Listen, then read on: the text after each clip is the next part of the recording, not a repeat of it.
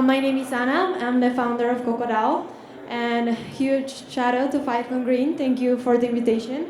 Today I'm going to talk to you a little bit about Colombia, about impact DAOs in Colombia, then about, of course, KOKO DAO, and what's my call to action for all of you guys today. So, Colombia has the potential of becoming an impact DAO hub, where the ones that are actually going to lead this transformation are small-scale rural DAOs. And let's start by giving a quick context of Colombia so we are all in the same page. Colombia is a Latin American country. We are all here today in Colombia. We are the second most biodiverse country in the world. We have the highest percentage of biodiversity per square meter. We have the highest quantity of birds, orchids, butterflies, just to name a few examples.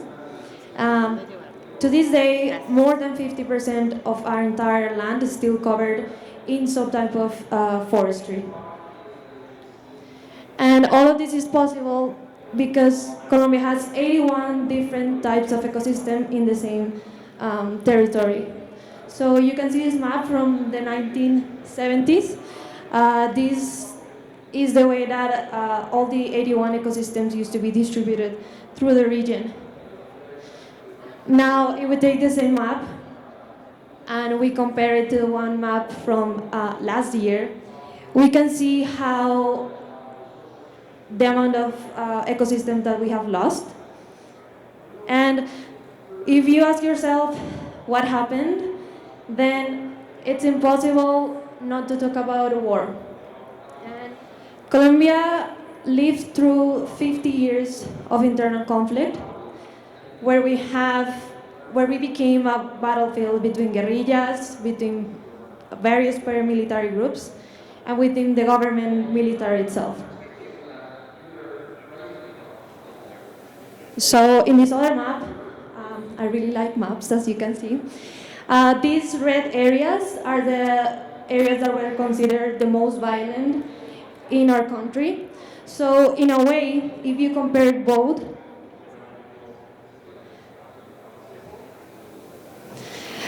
violence was taking care of nature.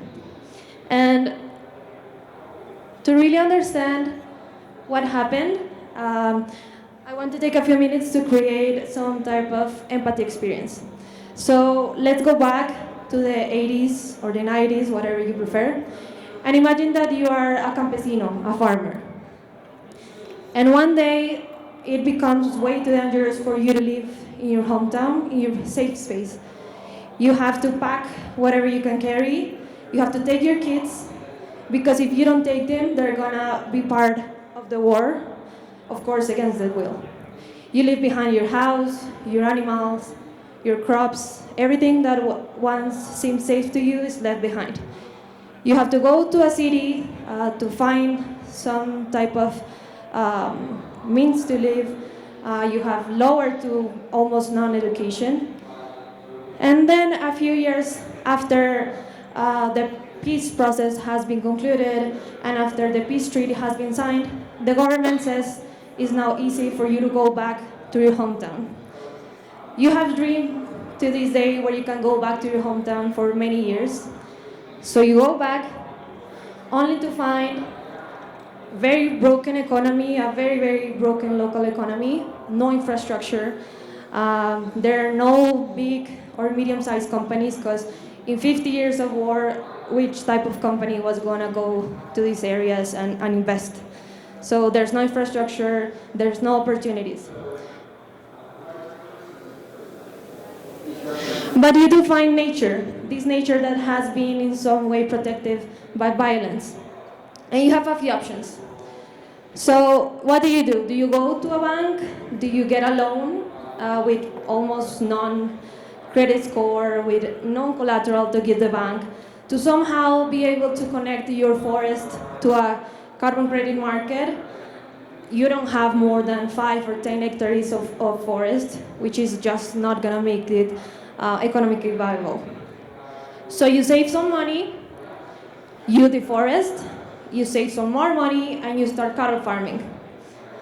Or the other option that you have is that you get contacted by some of these illegal drug cartels for you to start growing coca leaves, which eventually become cocaine, and you just become one piece of this puzzle that just keeps continuing violence and perpetrates violence. This is another map. And you can see that it's not a one-time scenario. Cattle farming is eating alive our ecosystems. In pink, you can see the areas where we have low productivity cattle farming. So sometimes deforestation is a matter of survival. And it's very easy to judge. I've done it myself. It's very easy to judge other communities and other people's choices around nature, around what they decide to do with nature. And this is where KOKO DAO comes in the picture. We are leveraging Web3 to create viable alternatives for these communities to deforestation. We have been, with my family, we have been producing avocado in Huila, which again used to be one of the most violent regions in our country. And through these 4 or 5 years of creating trust with these communities, and having these exercises of listening and of actually understanding what they have been through, we came up with this model that we are going to test. So first of all, communities and land are one. We have to see them as one. There's absolutely no way that one can thrive without the other. They are together.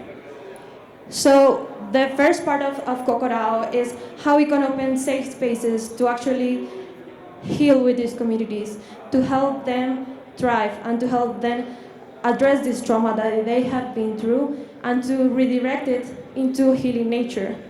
Healing nature has an immense healing power, not only in their ecosystems, but also in ourselves. Then at the same time, we have to work in interoperability. The biggest challenge that we have here is that all the Web3 infrastructure that's being created around climate change is not suitable for small-scale projects like the ones we have in Colombia. You need at least 300 hectares to create some sort of sustainable economic model. And in these cases, we have 10, even 15 acres as much. So we have to find a ways to use DMRV and to scale down all these methodologies with the help of this side and start collecting data to actually show that we are creating an impact, to have that baseline where we can show how we are proving our impact. And of course, Web3 gives us the ability to connect to a broader online community. And I feel that this is one of the best things that have come with Web3 and climate change. That you are able to break that stigma of NGOs and traditional legacy markets where you donated $10 and you never knew what happened with your $10. In Web3 and in KOKO DAO, we want to create those bridges in which all of you guys and all of our communities are able to communicate somehow, because we all have a lot to learn from each other. And through these insights, I think that we can actually create a change that's really substantial. If you see deforestation and all these society issues, they are diseases. And if you don't actually track down the causes and you just keep treating the symptoms, you're not going to create a sustainable long-term solution. So this is our pilot project in Huila.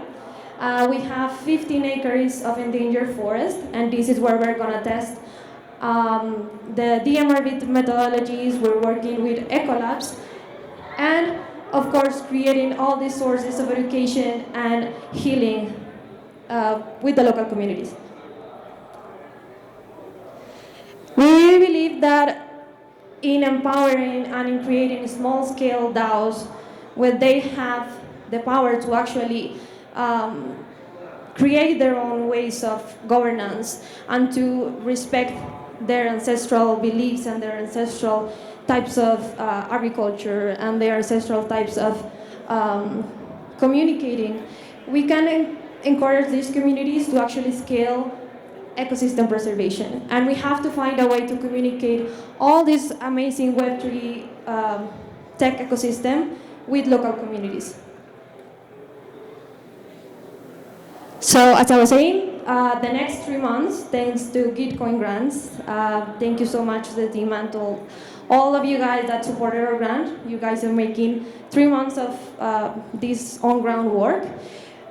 We have the biggest challenge, that is connectivity. We don't have Wi-Fi in these regions. You don't get messages, you don't get phone calls. People don't use smartphones.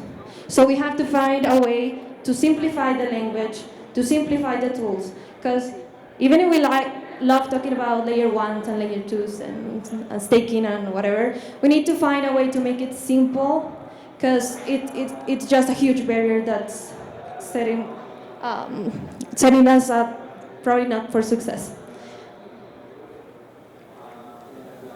So my call to action for you guys, I have 2 call to actions.